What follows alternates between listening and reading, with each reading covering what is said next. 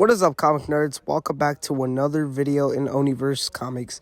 Today, I want to be talking about my own opinion for once and overall about the comic book industry. So, without further ado, let's get into it, shall we? So, recently, I went through my collection of books and realized the lack of American comics I've been reading recently. In exchange, I've been reading more manga. And I realized how influential manga and anime have gotten within the past few years, and realized how more people are getting into more manga than comic books. So this begs the question, is manga doing better than American comics? And why, potentially?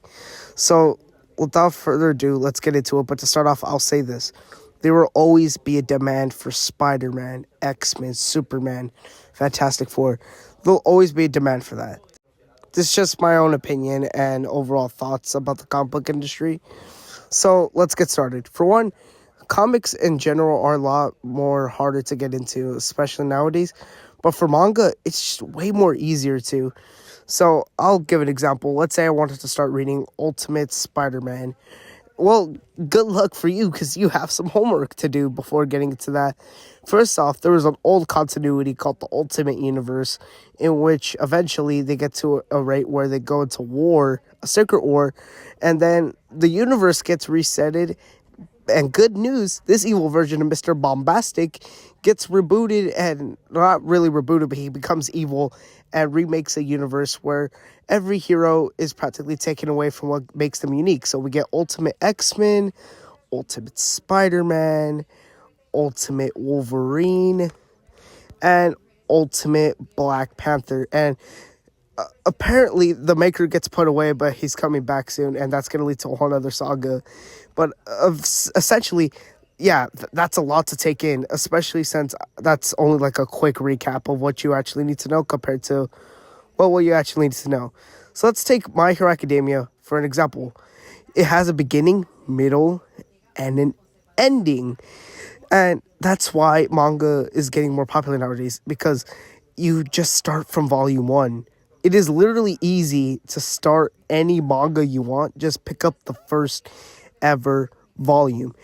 And that's the essential for most manga. And another thing is that most American comics don't really have a specific genre. Its main genre is mainly action, okay? As for manga, it has more than that. And I'm not saying American comics can have other genres. I'm just saying it's not well known for that. So for manga, you could have your shonen, you could have your slice of lives. Hey, heck, you could even have your cake and eat it too. It's just not that well known for American comic books to have, more than superheroes. So that's another thing. Another thing is the age demographic and the gender demographic, and that's no offense to any girls that read comics, but it's more essentially a boys genre. And as for manga, it feels like both females and males could enjoy it properly as one, So let's take another example. Let's say I really like Dan, and I just wrapped up season 2 of the show, and I want to get into it to get prepared for season 3. Sorry for the loud gaps.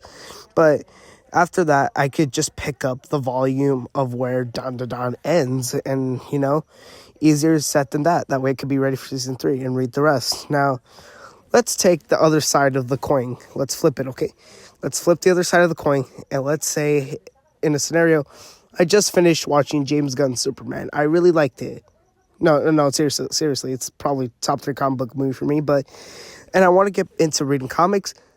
You got a big old list from Google alone that'll tell you what to do. Another thing is character deaths and how they're not really taken seriously. In a continuity, Miss Marvel recently got resurrected within the span of a few months, and how fans were kind of upset because they didn't hope that she would stay dead, but if they died, at least keep her dead. As for manga, that's a completely other story. If you read Jujutsu Kaisen, you know what I'm talking about, okay? Pain is practically numb to you. But in conclusion, I'm just hoping we're not living in the reality where one day Marvel gets too lazy, revives back Uncle Ben, and gives him a symbiote. Because, trust me, I do not want to see that.